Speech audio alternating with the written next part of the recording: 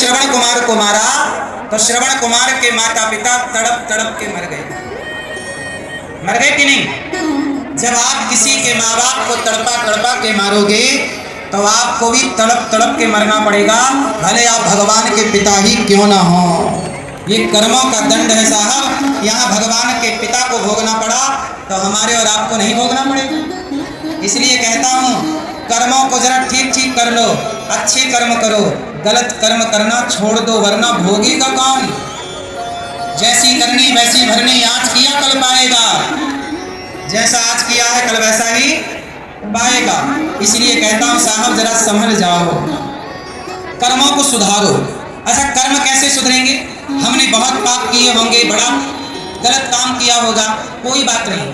आपने गलत किया, पाप किए, कोई बात नहीं। अब पुण्य कर लो, अब धर्म कर लो, अब अच्छा कर लोगे तो तब किए गए कर्म जो थे वो नष्ट हो जाएंगे।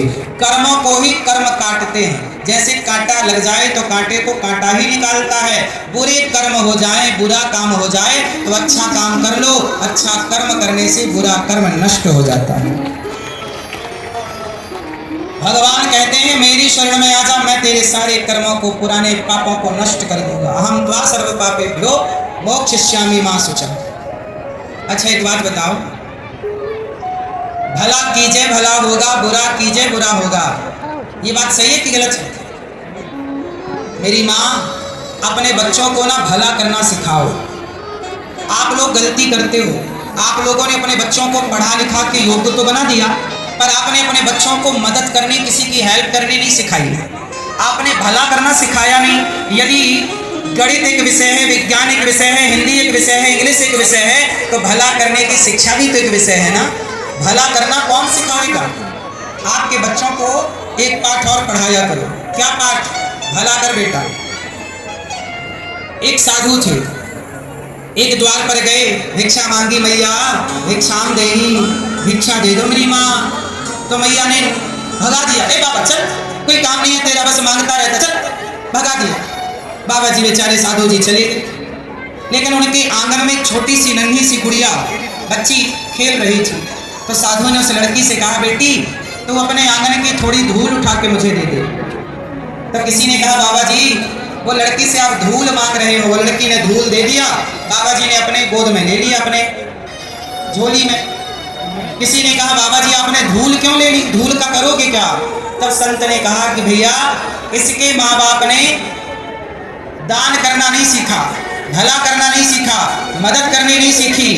कम से कम ये बेटी आज छोटी है, आज धूल दे रही है, आज धूल देगी तो कल किसी भूखे को रोटी भी देगी। आज देगी नहीं धूल, आज आपके बच्चे किसी की मदद नहीं करेंगे तो कल वो बच्चे आपकी भी मदद क्यों करेंगे? मदद करना सिखाओ, ये संस्कार है।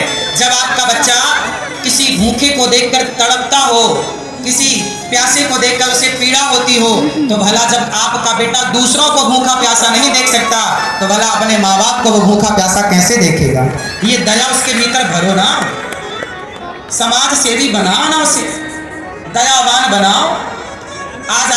आज समाज में पता कैसे लोग हैं। अभी एक बेटी मेरे पास आई, अभी गौरी गोपाल आश्रम में एक बेटी अपनी माँ को लेकर आई और बेटी अपनी माँ को छोड़कर गौरी गोपाल में चली गई।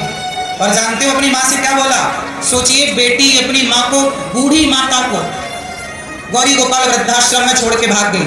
और माँ ने कहा कि बेटा मुझे ऐसे छोड़कर मत जा बेटा, मैंने तुझे पाला पोसा है, तेरी देख मालिश की है, तुझे तेरी पसंद का भोजन कराया है, बेटी मुझे ऐसे दुख संकट में छोड़ कर ना जा। तो बेटी ने पलट कर कहा कि यदि तुम लौट कर मेरे पास आई तो तुम्हें धक्का दे के गिरा दूंगी, सीढ़ियों से मार दूंगी। सोचिए, जब अपनी औलाद अपने माँ बाप पर दया नहीं करती तो भला ये औलाद किस पर दया करेगी? दया करना भी तो एक संस्कार है ना मेरी माँ। क्या दया करना संस्कार नहीं है? कुत्ते पर दया करो, गाय पर दया करो, पक्षी पर दया करो, हर प्राणी पर दया करो, अपनी माता पर, बूढ़े बाप पर, बुजुर्गों पर दया करो और दया करके उन्हें रोटी दो। यही ना दया है। जब वो बेटी अपनी माँ को छोड़कर चली गई तब ये दास अनिरुद्ध ने उस माँ को गौरी गोपाल में रखा। आज ऐसी 300 वृद्ध माताएं गौरी गोपाल में रहती हैं। अब बताओ, हम बिहार आए हैं, किसके लिए आए हैं? इसीलिए आए हैं कि यहाँ आकर थोड़े से पैसे आप लोगों से प्रार्थना करेंगे कि थोड़ा थोड़ा दान करो। हम भी पैसे कमाते हैं, हम नहीं कमाएं तो गौरी गोपाल में 300 वृद्ध माओं का चूल्हा कैसे जले, कौन उनको रोटी देगा। आप अपने परिवार के लिए कमाने निकलते हैं, आपका परिवार 5 लोगों का है, 10 लोगों का है, आप अपने परिवार के लिए कमाने निकलते हैं, हम भी कमाने निकलते हैं कि आपको कथा सुनाएंगे और थोड़ा थोड़ा आप सबसे भिक्षा मांगेंगे, आप लोग दान करेंगे। उसी के बल पर उन बेसहारा माओं के लिए, हमें उन माओं के लिए कमरा बनाना है। 300 माताओं को रहने की जगह तो देनी पड़ेगी ना, उनके लिए कमरा बनाओ, पलंग खरीदो, उन माओं के लिए वहाँ व्यवस्थाएं दो, उनके कमरे में कूलर है, पंखा है, एसी। एक मैया बोली बेटा बहुत गर्मी लगती है मेरे कमरे में, एसी कब लगवाओगे। तो मैंने कहा कि मैया आप चिंता ना करो, भक्त लोग जैसे जैसे सहयोग करते हैं वैसा वैसे मैं कार्य करता हूँ। तो आप भी उन माओं के लिए कल आज एकादशी के दिन किसी भक्त ने कहा कि महाराज हम आपकी जो माताएं हैं उनको हलवा बंटवाना चाहते हैं। हमने कहा चलो, आपने सोचा तो कम से कम उन माओं के लिए कि उन माओं को हलवा, उनके अपने बेटों ने तो उन्हें ना हलवा दिया ना रोटी दी, बल्कि धक्का दे दिया घर से। जब अपनों ने धक्का दिया तो कोई तो हो आप जैसा जो उन्हें रोटी देने के लिए अपने हाथ बढ़ाए, उन माओं को दवाई देने के लिए अपने हाथ बढ़ाए। आप भी माताओं को एक कमरा बनवा के दे सकते हैं कि इस कमरे में हमारे कमरे में माँ ये वृद्ध माएँ रहेंगी। आप भी उन माओं को कमरे का दान कर सकते हैं, एक कमरा बनवा कर आप भी दे सकते हैं, एक कमरे की छत डलवा सकते हैं। आप में से कितने लोगों ने गौरी गोपाल आश्रम आकर दर्शन किया गौरी गोपाल का? आप में से कितने लोग यहाँ ऐसे हैं जिन्होंने वृंदावन आकर गौरी गोपाल का दर्शन किया? देखा आपने? आप लोग वृंदावन आओ और वहाँ चल रही सेवाओं को अपनी आंखों से देखो, देखो कि हम जो कह रहे हैं वो सही कह रहे हैं कि गलत कह रहे हैं। हमारे कहे हुए पर अपनी आंखों से मोहर लगाओ, जाकर देखो। यदि हम गलत कह रहे हैं तो फिर तलवार आपकी होगी, गर्दन दास अनिरुद्ध की, और सही कह रहे हैं तो आप भी 4 रोटी लेकर आना उन वृद्ध माओं के लिए कि हम भी इन माओं को रोटी देंगे, हम भी इन माओं को सहयोग करेंगे।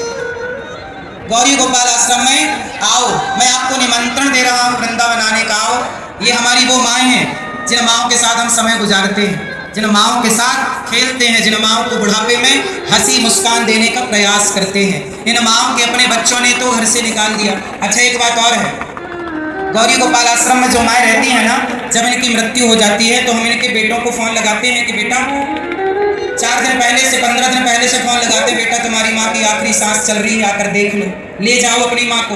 बेटा मना कर देता है, आखिरी दर्शन करने भी नहीं आता बेटा, कंधा देने भी नहीं आता। तब ये दास अनिरुद्ध ही उन माँ को कंधा भी देता है और माँ की 13वीं भी गौरी गोपाल में ही होती है। अब जो माताएं गौरी गोपाल में हैं उन माओं का बेटा उनके मरने पर भी आएगा, इसकी गारंटी नहीं है। आप लोगों से प्रार्थना है कि आप लोग उन माओं के बेटा बनकर, बेटी बनकर एक माँ को आप गोद ले सकते हैं, एक माँ का आप साथ दे सकते हैं। वृंदावन में साधु लोग रहते हैं, संत जन रहते हैं, फुटपाथ पर साधु संत सोते हैं। आपसे मेरी प्रार्थना है कि संतों को भी वहाँ अन्य क्षेत्र बढ़ता है गौरी गोपाल आश्रम। कोई भी संत आओ, सबको पेट भर भोजन मिलता है गौरी गोपाल। एक दिन का अन्य क्षेत्र आप भी अपनी बेटी के नाम से, अपने बेटे के नाम से। ये देखो, ये साधु संतों की लाइन लगी है ना, ये हजारों साधु फुटपाथ पर रहने वाले रोज आते हैं। उन्हें पता है कि हमें भरपेट भोजन कहीं मिले ना मिले, गौरी गोपाल आश्रम में जरूर मिलेगा।